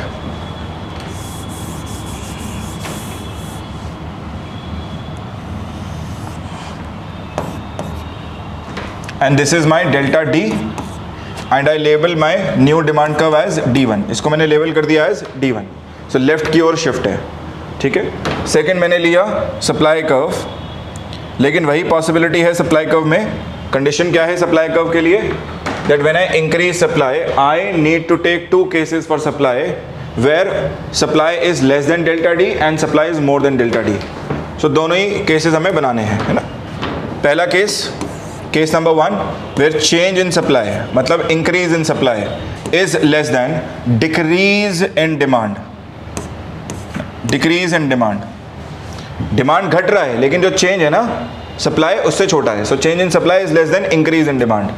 Case number 2 where my increase in supply is more than decrease in demand, ठीक है। मतलब change in supply is more than change in demand. अब इसके रिस्पेक्ट में हमें curves बनाने हैं, supply curve बनाना है। सो पहला केस लेते हैं। फर्स्ट केस में my change in supply has to be less than change in demand. Change in supply, supply increase है, राइटवर्ड की ओर शिफ्ट है, सो राइट की ओर शिफ्ट कर दिया, लेकिन डेल्टा डी से छोटा रखना है, सो उसे यहाँ से बना लिया, राइट की ओर शिफ्ट। इसको लेबल कर दिया S1, ये है S और ये राइट की ओर मूव कर गया है, राइट की ओर मूव कर गया है। ये ले लिया हमने change in supply delta S1, so delta S1। फिर ले लें S2 एज दिस, ये आ गया S2, इसको मान लीजिए change in supply to S2, ठीक है। So delta S2, now this is greater then delta D। Now wherever these curves coincide we take the points. So पहला ले लेते हैं between S1 and D1. So S1 D1 ये रहा, S1 D1. So this is my ME dash, market equilibrium prime. So market equilibrium prime in this case has shifted towards left and down. So market equilibrium shifts left and downward. Left and downward, and equilibrium price EP prime ये क्या है? घटा है। So EP equilibrium price decreases and equilibrium quantity here also decreases. So ये है EQ dash, so EQ decreases, ठीक है ना। सेकेंड बना लेते हैं। सेकेंड हम ले लेते हैं between S2 and D1। So this is S2 and D1, ठीक है। Now in this particular case market equilibrium double prime, और मार्केट इक्विलिब्रियम किधर शिफ्ट किया है, ग्रीन से कंपेयर करेंगे तो राइट और down. So market equilibrium shifts right and downward, right and downward. Equilibrium price अभी भी घटा है, देखिए ये दिख रहा है हमें, दैट ईपी डबल प्राइम है ना, ये डिक्रीज है अभी भी, decreases. So EP decreases. And what about EQ? So EQ देखेंगे तो it is increasing, increasing. So EQ increases.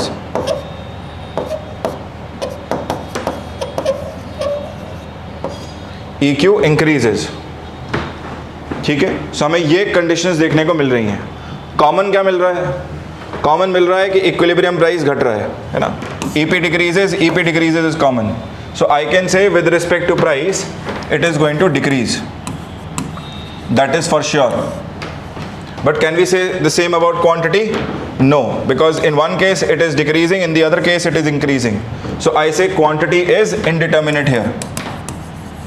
It is indeterminate. ठीक है. क्वांटिटी अभी भी इनडिटर्मिनेट है. मतलब जब तक ये डिक्रीज इंक्रीज लिखा है और बता नहीं रहा है by how much this is decreasing and by how much is it increasing, I can't say for sure what is going to happen with quantity. But if they tell me that whether my change in supply is less than change in demand or change in supply is more than change in demand, I can tell you precisely what is going to happen with equilibrium quantity also. मतलब अगर ये units के term में बताएं और हम compare कर पाएं तो हम एग्जैक्टली बता सकते हैं क्वांटिटी के साथ क्या होगा. तब तक के लिए इनडिटर्मिनेट है ना. डिटर्मिनेट का मतलब होता है, इनडिटर्मिनेट का मतलब कि डेटा इनसफिशिएंट है. अभी तक जितना डेटा है उतना सफिशिएंट नहीं है बताने के लिए एग्जैक्ट. ओके. So इस पर एग्जाम्पल सोचे. Practically have we seen any kind of case for this where demand is decreasing, supply is increasing, है ना. So yes, there may be a possibility of this में ऑल्सो हैपनिंग, राइट. जैसे for example during 2008 global financial crisis, globally demand was decreasing, है ना. Global financial crisis आया तो 2008 काफ़ी सारे लोग फाइनेंशियल सेक्टर में उन्हें फायर किया गया, फाइनेंशियल सेक्टर में फायरिंग हुई and it also resulted in a lot of industries where people were being fired. So demand globally was decreasing, but what about supply?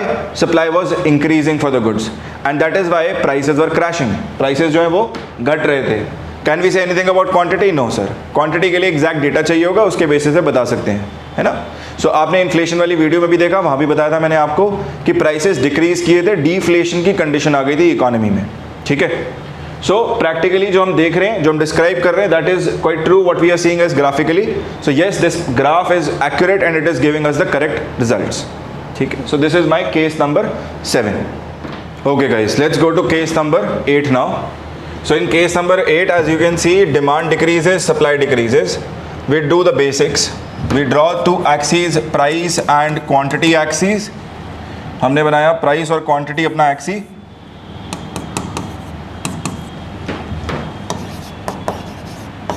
ठीक है, लेबल कर दिया. नेक्स्ट हमने बना लिया demand curve D, downward sloping demand curve D and upward sloping supply curve S बना लिया. Upward sloping supply curve S, जहाँ पर दोनों पॉइंट्स मीट करें, that is my markets equilibrium. So I label it as ME, market equilibrium, and correspondingly I have equilibrium price and equilibrium quantity. इतना तो बेटा हर graph में करना ही है, ठीक है ना. तो बिल्कुल परेशान मत होना, बस लेबल ज़रूर करना ताकि पता रहे कि आपने कहाँ पर इनिशियली प्राइस और क्वांटिटी को मार्क किया है, ताकि कंफ्यूज ना हो जाए बाद में. बस रफ आइडिया चाहिए, है ना. फिर क्या करना है? Then put in this condition. Condition क्या कह रही है? कंडीशन कह रही है दैट डिमांड डिक्रीजेस. सो पहला कह रहा है हमें, सॉरी, कह रहा है quantity demanded decreases. Decreases means that my demand curve shifts leftward. Second कह रहा है that my supply also decreases. So quantity supplied decreases means that my supply curve shifts leftward again.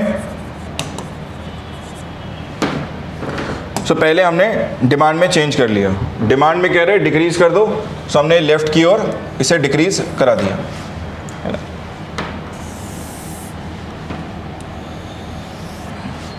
So this is my change in demand, left की ओर decrease है, so I bring demand curve to D1 from D, right, and this is my change in demand delta D. Now I have to change supply, but before changing supply I know the condition. पहला मेरे को condition मिलेगा जहाँ पर मेरा change in supply कम है, it is less than change in demand, और case number 2 where I have change in supply more than change in demand, more than delta D, है ना। ये दो केसेस मुझको बनाने हैं। सो पहले मैं इसको लेता हूँ, that my change in supply मतलब decrease in supply is less than decrease in demand, so I draw it with let's say the colour blue. सो अभी भी डिक्रीज है, सप्लाई में डिक्रीज कराना है, सो लेफ्ट की ओर जाएंगे, बट चेंज छोटा लेना है, छोटा ले लिया ब्रोकन लाइन से। सो ये रहा S1, ओरिजिनल S के मुकाबले लेफ्ट की ओर शिफ्ट कर दिया, और जहाँ पर भी ये कर्व्स मीट करें वो कोइंसाइडिंग पॉइंट मिल गया। फिर हमने बना लिया दूसरा, राइट, इसको लेबल भी कर दिया डेल्टा S1 कहते हैं इसे, delta S1, so this becomes delta S1. Then I can take my second change in supply to be let's say here, second change in supply to be here, ठीक है। So this is my delta S2,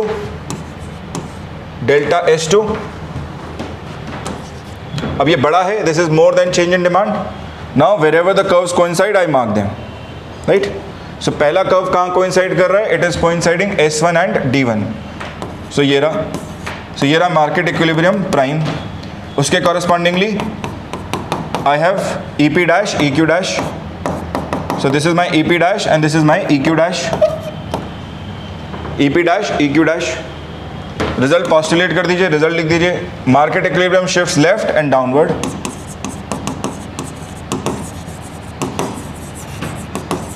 left and down, है ना, and equilibrium price in this case decreases and equilibrium quantity also decreases, equilibrium quantity also decreases, ठीक। दूसरा case में I have demand curve D1 and supply curve S2, है ना, ये रहा मेरे पास S2, so this is my point where they coincide, so I label it as let's say market equilibrium double prime. इसको meet कराया, क्या मिला, that my equilibrium price now this is double prime and this is my equilibrium quantity double prime, EQ double prime. So my market equilibrium shifts कहाँ पर, towards left and up, so market equilibrium shifts left and upward, where EP equilibrium price increases and EQ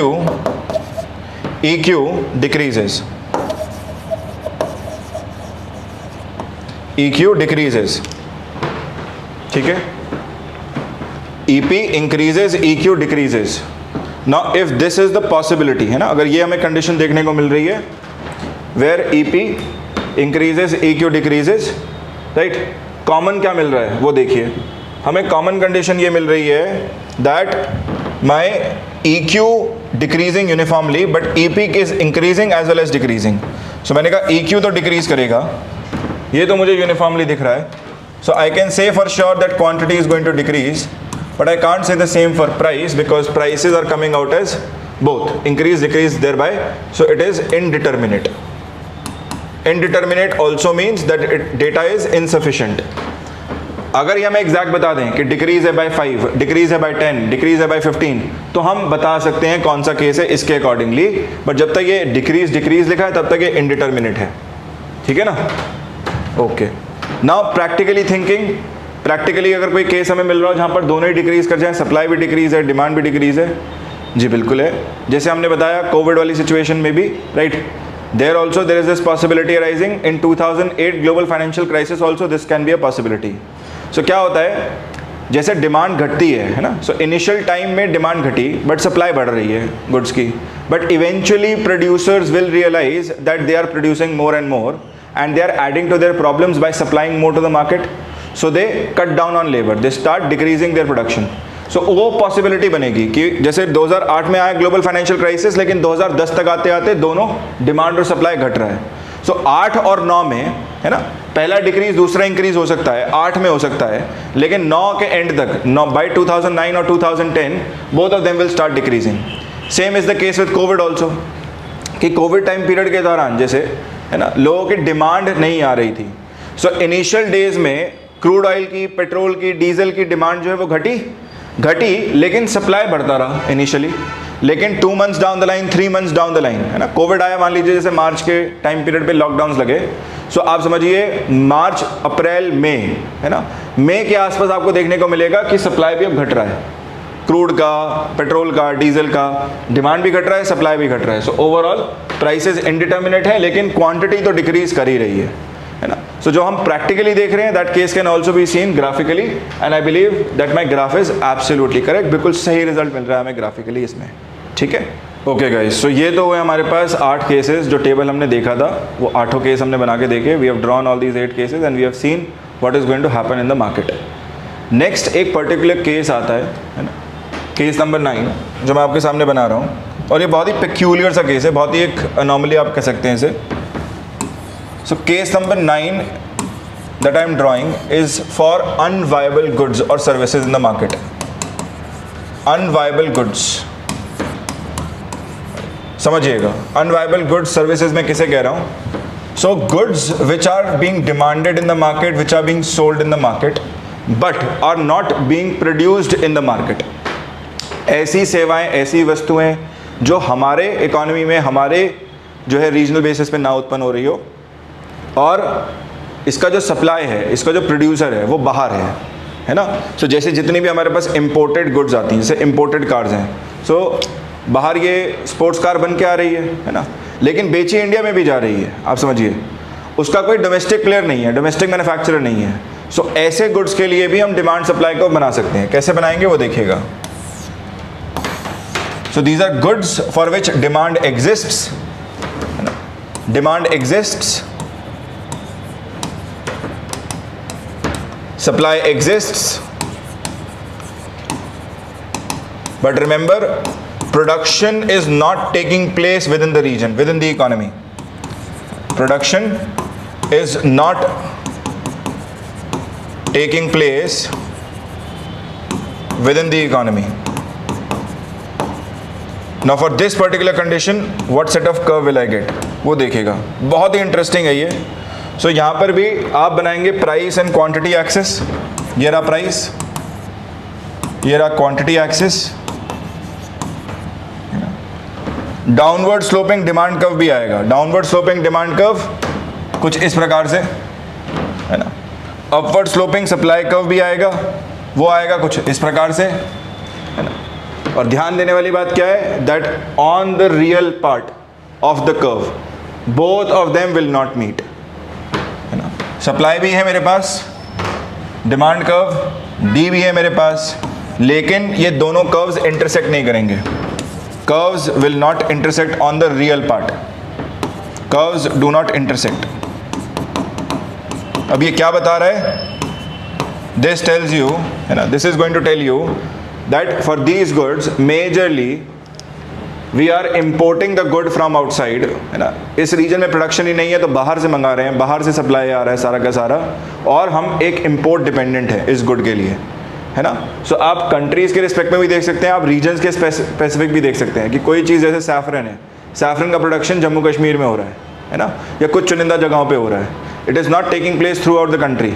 सो उन जगहों पर, उस reason में हम कह सकते हैं कि डिमांड तो एग्जिस्ट कर रहा है यूनिफॉर्मली, लेकिन सप्लाई सारा बाहर से आ रहा है, ठीक है। सो ऐसे केस में ये इस तरह का कुछ कर्व हमें देखने को मिलेगा, where demand curve exist, supply curve exist, but the curves do not intersect each other on the real part. मैं इसे एक्सटेंड करूंगा तो इमेजिनरी की तरफ ये मीट कर जाए, वहां पर इंटरसेक्ट कर जाए है ना। आपने 4 क्वाड्रेंट्स तो पढ़े हैं, आपको याद होगा, ये दोनों पॉजिटिव साइड को रिप्रेजेंट करते हैं। यहाँ पर क्या होगा, एक्स एक्सिस नेगेटिव हो गया है, वाई एक्सिस अभी भी पॉजिटिव है, नीचे जाऊंगा तो क्या होगा, यहाँ पर जो है ना नेगेटिव नेगेटिव मिल जाएगा मुझे x और y दोनों नेगेटिव हो गया है, और इधर की तरफ मेरे पास x नेगेटिव है ना, और y यहाँ पर नेगेटिव हो जा रहा है. सो आप समझिए कि इन दीज केसेस यहाँ पर नेगेटिव नेगेटिव आ गए, यहाँ पर x negative and y is my x is my positive and y is negative. So 4 quadrants के रिस्पेक्ट में देखिएगा, मैं कह रहा हूँ कि रियल साइड पे नहीं मिल रहा है, ये सारा वर्चुअल है ना. सो इधर की तरफ कर्व्स कहीं पर इंटरसेक्ट करेंगे, ठीक है. सो ये है हमारे पास 9 cases that we have seen under market dynamics. और गाइस ये था हमारे पास बेसिक्स ऑफ इकोनॉमी, और majorly this part is something that is required for you to understand the basics of the subject in entirety, है ना. हम इन curves को और कहाँ यूज़ करते हैं, देखिए डायरेक्टली तो यूपीएससी इस पर क्वेश्चन फ्रेम करता नहीं है, लेकिन इन कर्व्स को हम यूज़ कहाँ करते हैं आप समझिएगा. So we are going to use these curves to understand something in the form of exchange rate also. So जब हम एक्सचेंज रेट पढ़ते हैं, है ना, क्योंकि मार्केट एक्सचेंज रेट है, सो मार्केट एक्सचेंज रेट में the methodology that is followed is this only. Plus this is quite helpful to understand what is happening in the market. जैसे मैंने टोमेटोज का एग्जांपल लिया आपके लिए कि अभी करेंटली सप्लाई घट रहा है ना. हमारे पास कंडीशंस हैं, एनवायरमेंटल कंडीशंस हैं, एग्रीकल्चर स्पेसिफिक कंडीशंस है जो मीट नहीं हो रही क्रॉप के लिए, जिसकी वजह से प्रोडक्शन डाउन जा रहा है. And thereby using curves, by using this basic logic, you are able to understand what is happening in the market, why is it happening, ठीक है. सो इन कर्व्स को आप बेसिक्स के लिए मत समझिए कि कर्व बस यहीं बनाया, एग्जाम में डायरेक्टली नहीं पूछ रहा है तो क्यों पढ़े, बट इसको समझिए कि सब्जेक्ट का बेसिक है ना. जैसे पत्र लिखने के लिए, लेटर लिखने के लिए आपको ABCD आना चाहिए, तभी वर्ड्स बना पाएंगे और वर्ड्स को यूज़ करेंगे. वैसे ही ये बेसिक्स है, you are going to use these basics to understand, है ना, macroeconomics as well as microeconomics, है ना. सो वो बिहेवियर के पॉइंट ऑफ व्यू से you need to understand these basics. Okay, so ये था आज का हमारे पास वीडियो लेक्चर. नेक्स्ट क्लास में I come up with more topics, but I want you guys to comment and share your feedback, है ना. आप इसे लाइक भी कर सकते हैं, आप चैनल पर वीडियो के नीचे कमेंट भी करके बताइए कि और कौन सा ऐसा टॉपिक है जो आप समझना चाहेंगे, and I will bring a video lecture on it on our Perfection IAS YouTube channel only. So stay tuned, take care, till then, bye bye.